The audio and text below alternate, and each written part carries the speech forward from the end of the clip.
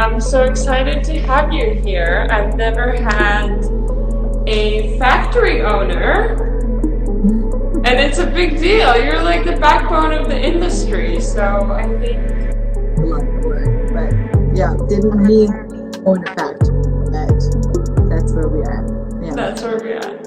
All right, awesome. Well, why don't we start? I'm going to start the timer, Okay. and then I'm going to ask you questions.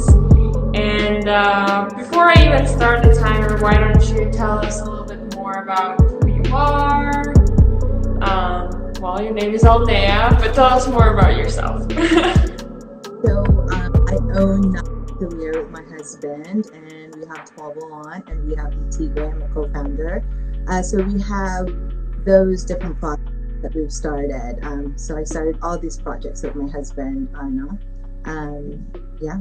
So we started 12 Lawns in, I would say 5 years ago, 5.5 years ago. And we 3 years ago.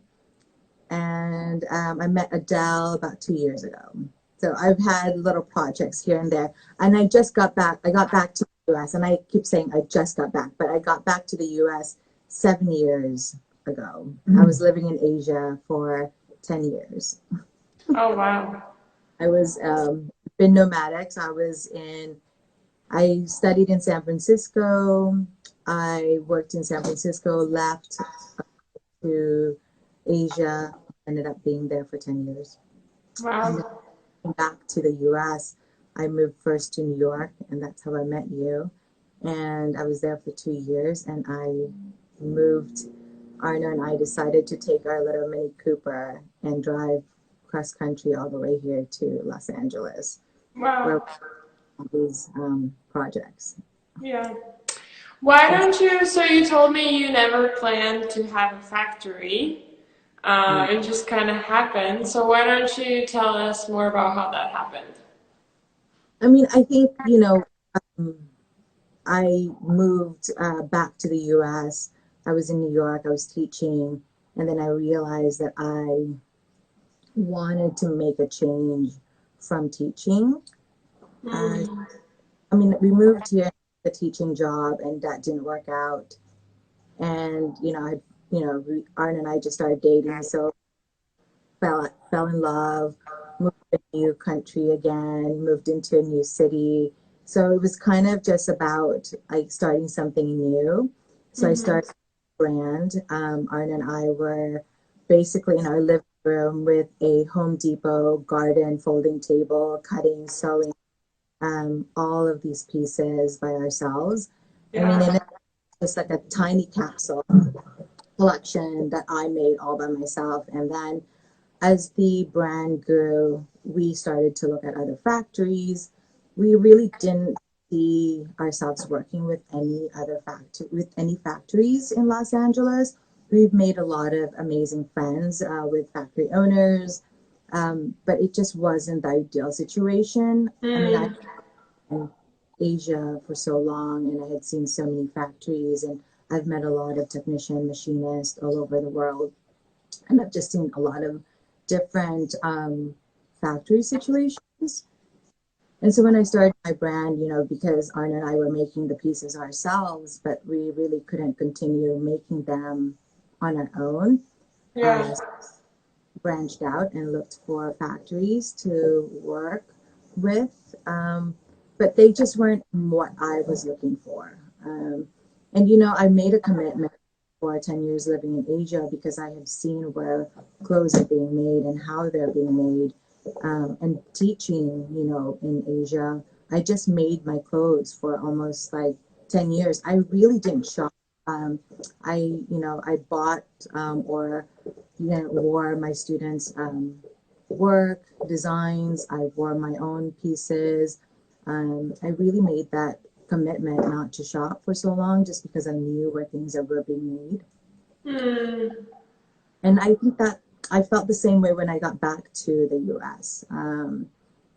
I just, I bought a lot of vintage back then, or I wore what I made. And, um, with the brand growing and seeing that we really needed something on our own, so that we did it properly. And we had an opportunity where one of my operations manager came and asked me if I wanted to take over her factory. And Wow. that was never something that I wanted to do. But then as the brand grew, I was like, well, it makes sense. Like, we need to actually own our own facility so that we can do this the right way. But also, as you own a brand, we're very hands-on. Arna and I, it's just, it was just the two of us. So Yeah. we see every single thing in the business. He does the accounting, I do the design, he does the cutting, I do all this. So you really gain empathy and you really understand what it takes to build a brand. We did not outsource any of our development. It was all me. Sorry, that's the timer, but it's okay. Um, We're gonna continue. and when Dolores asked me if I wanted to take over, we put the plans every year, and so we had time, to think about it in the summer in the mountain house. And Arna and I discussed it, and we said, well, why not? With my teaching background, I could teach, and we could really create a factory that I've visualized my whole life because I've seen so many bad ones. And living in New York, living in Los Angeles, I didn't expect to see any factories that were in the conditions that they were. I don't know if that was just very naive of me, but it was really a reality check of seeing one of these facilities. And I just asked myself, like, how can brands continue to produce the way that they do with the situations? I mean, maybe the owners go to factories themselves, and you have your production managers that are the ones visiting the facilities. But I think as an owner, you would want to know where your your clothes are being made, and as a consumer, you want to know who's making them, and you want to be aware of those and be mindful. I think these are just things that I think about. I mean, I've been in fashion, so I guess that's kind of what I think about a lot. And also, Yeah. and being the one teaching the students to make patterns and how to sew and all that, you really start to kind of dive into that world. So we thought about it and we said, why not? And it was the longest year of our life. We really had to set a lot of projects. I had to set the brand aside because the training took a toll on us.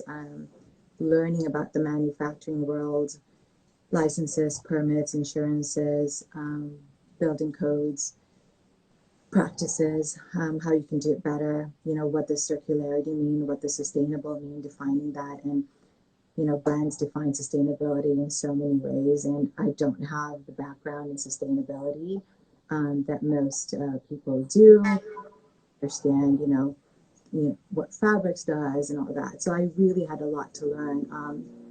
But when you own a factory, you really see how much waste is produced.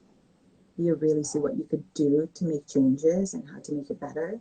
And I think that that's been really important. I don't think that I set myself to advocate for, this changes, but then you can't help it because I have the platform, I have the ability to share my experience with the world or with people.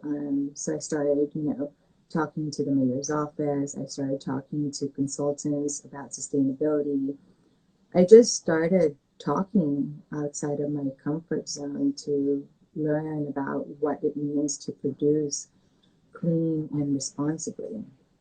And it's been important for me because I have the ability to voice this and share my experiences.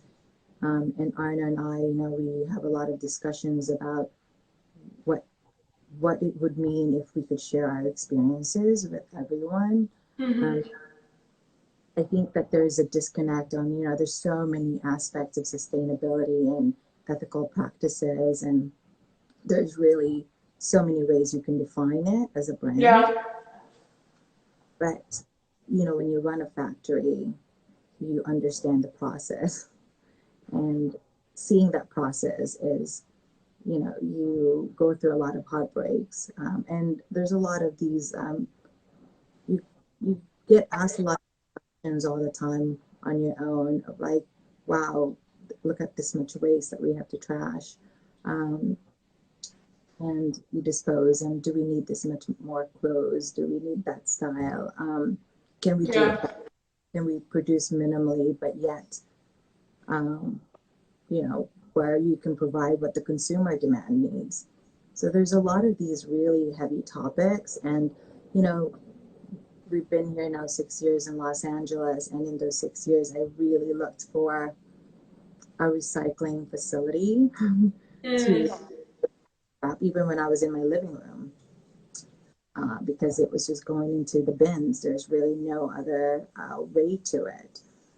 And I think that that's a really difficult subject that, we talk about sustainability so much, but let's, look at, are they being recycled, and why haven't we found solutions? I mean, I've discussed it with so many consultants about chemical recycling, mechanical recycling, but it's really expensive, Mm-hmm.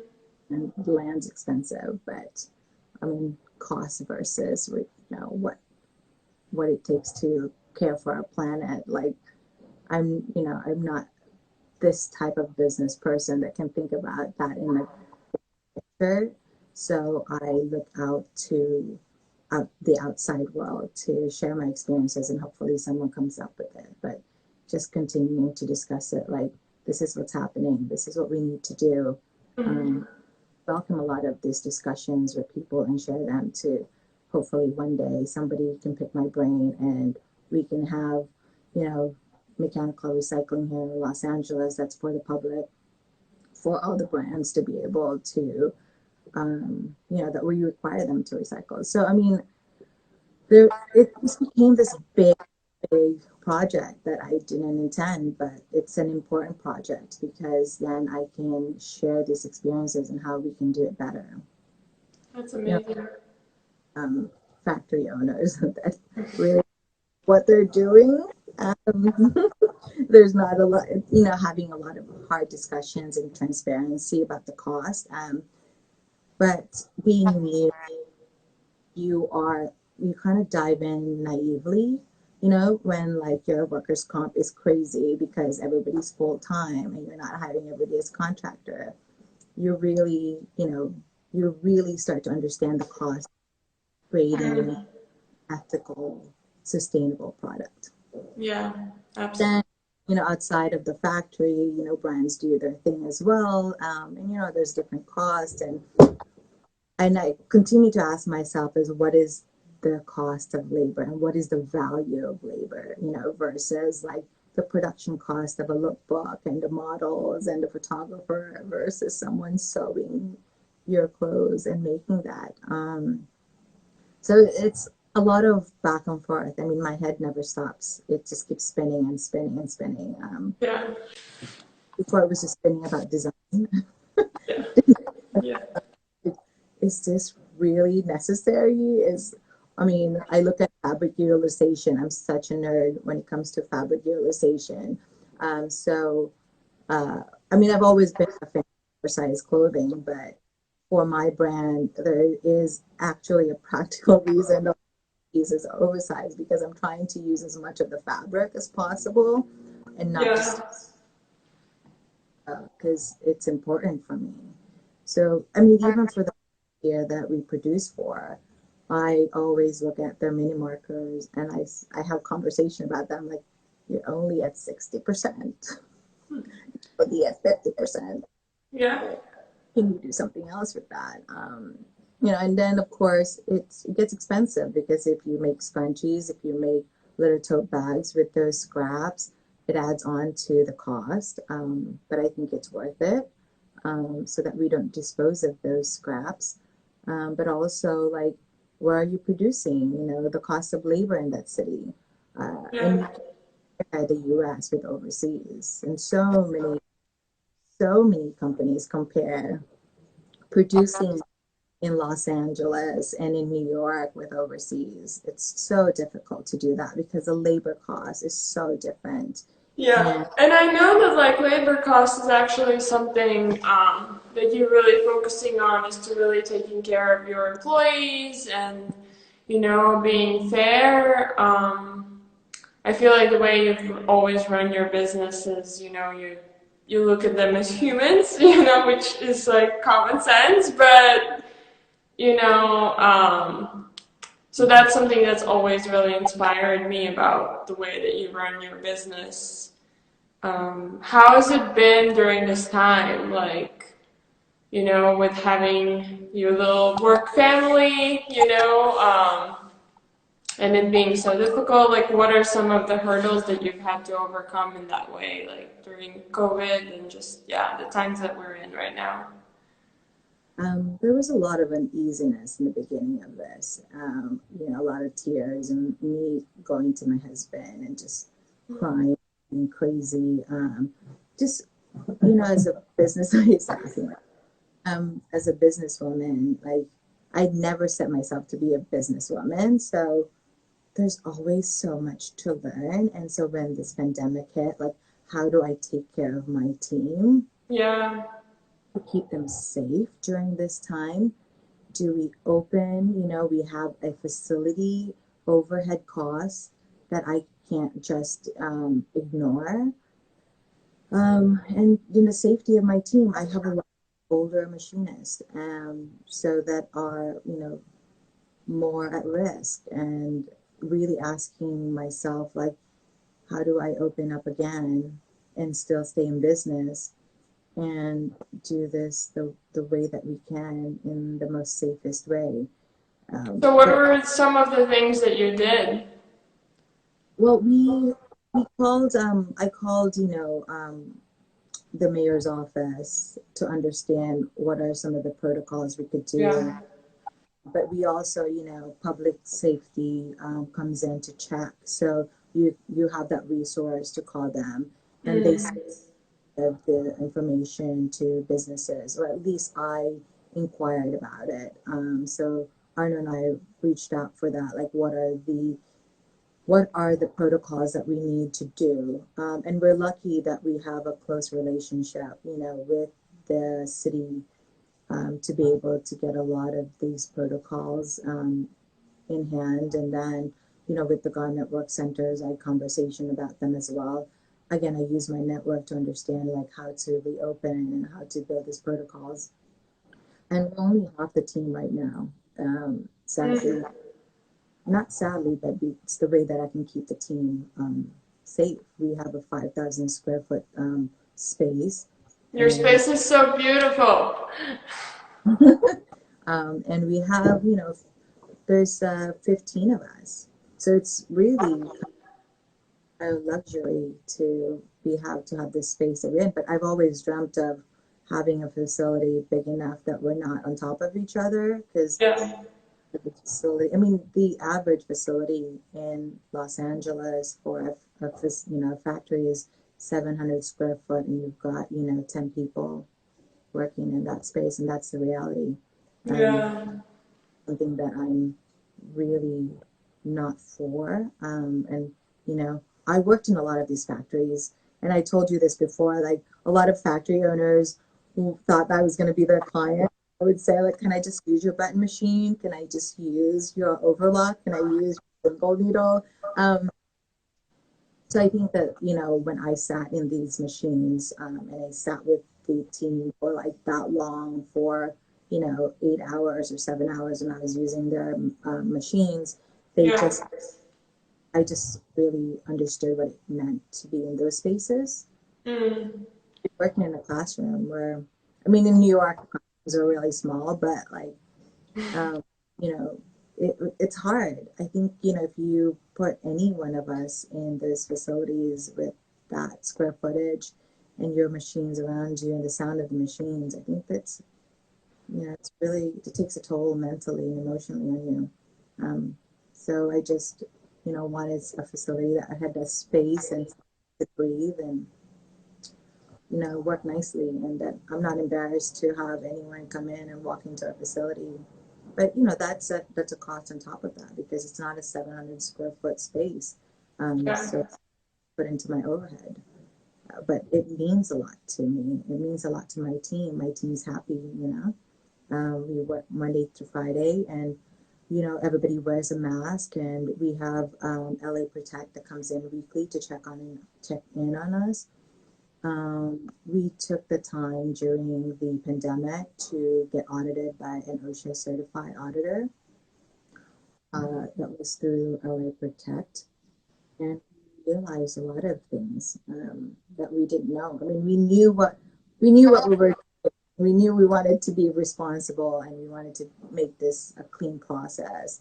But it really helped that having this auditor come in and tell us what we were doing correctly and that we were doing it correctly, which is good. Yeah. But like when you get audited, you have to show all your paperwork from the beginning, your payroll, everything, your certification, your licenses, insurances, workers' comp. I mean, it's crazy, Karina. Um, but it finally made me feel confident. It made me feel validated. Not that I needed an OSHA um, but I can see what the big factories are doing, and we were in that level of responsible manufacturing. That's amazing. That's something. And, so Arno and I, like, this is the value of what it means to produce sustainably and ethically. This is Yeah. what, um, and keeping the team safe during this time. So it's really it's been heavy. There's been a lot of like craziness in my head, but I think that, I am responsible for my team and to keep them safe during this time and, making sure that they have a paycheck. Yeah. Because, production slowed down. So where do I get jobs that are paying well during this time so that I can keep my team with work and they Yeah. can get a paycheck? Um, so it's been heavy. That's it hasn't been the easiest like 7 months of for us, but I've learned a lot. And I look back 6 months ago when I was crying about that thing, and now I'm like, oh, I can get through this. Yeah. Yeah, totally. All right. Well, that was really good. I guess my last question for you would be, what is your one wish for the industry right now, and maybe one day when we get to return to some kind of different reality? Mhm. Yeah. There's a lot so that I wish for the industry. Um, I wish for everyone to have empathy for the production side so that manufacturer um, can progress. Yeah. Um, I wish for a cleaner and more responsible practices. I wish for less greenwashing. I wish for consumers to be mindful of who they're buying from. I wish for brands to be more mindful and aware of the process and have empathy for the process because um, it's a difficult industry. Yeah. Manufacturing, there's 15 pairs of hands that handle one garment.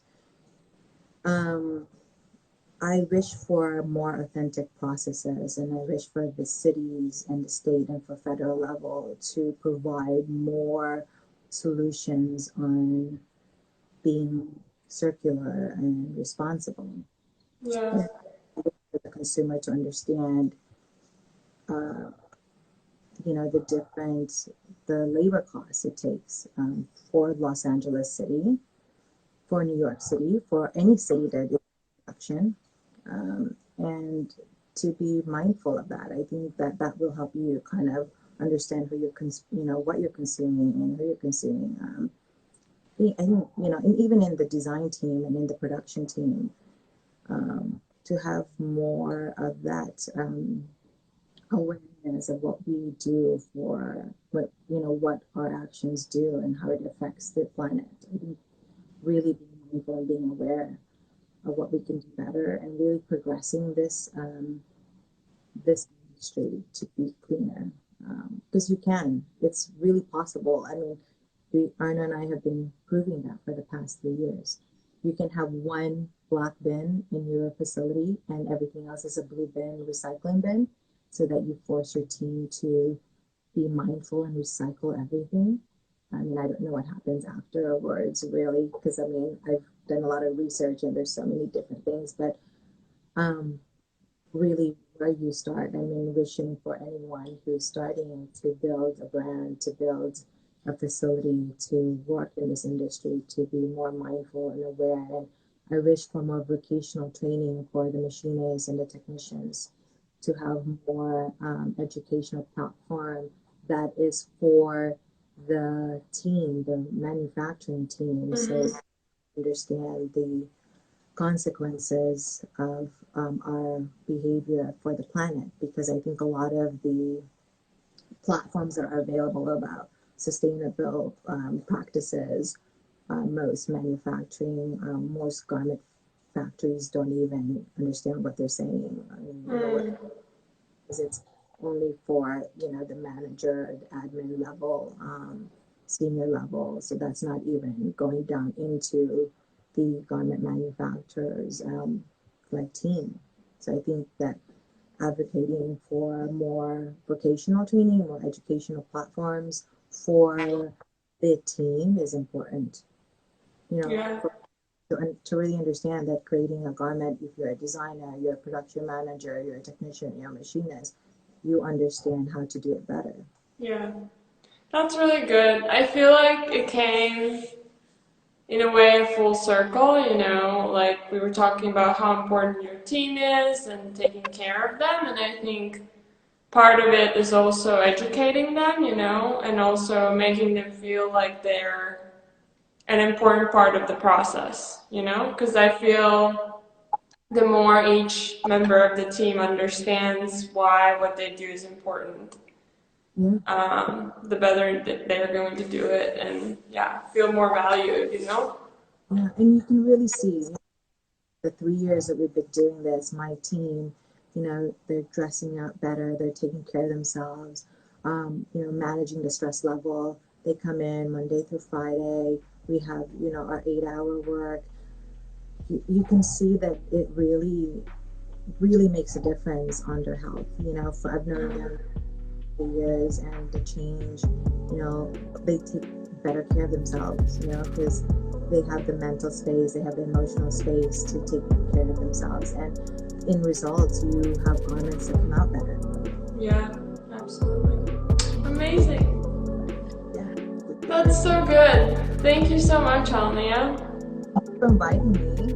No, thank you so much. I've always, yeah, admired the way that you work, and it was really, really good to learn about your team. And yeah, Stay safe. Thank thank you. you. You too, stay safe, and I'm sure we'll talk very, very soon.